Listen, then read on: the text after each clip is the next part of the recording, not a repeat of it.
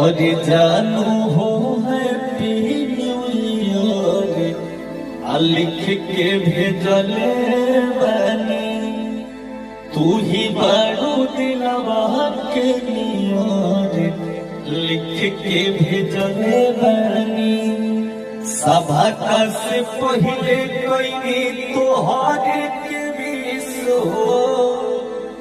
पढ़ते मैसेज को सेंड करी हकीस हो बात मोरा मानो डियर लिख के भेजले बनी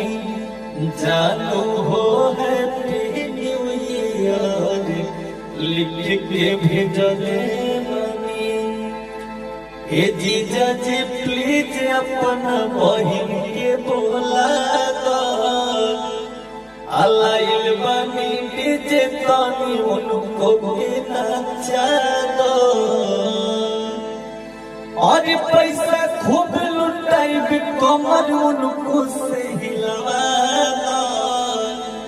ए जीजा जी प्लीज अपना बहिन के बोला दो लाइल बनी डीजे तानी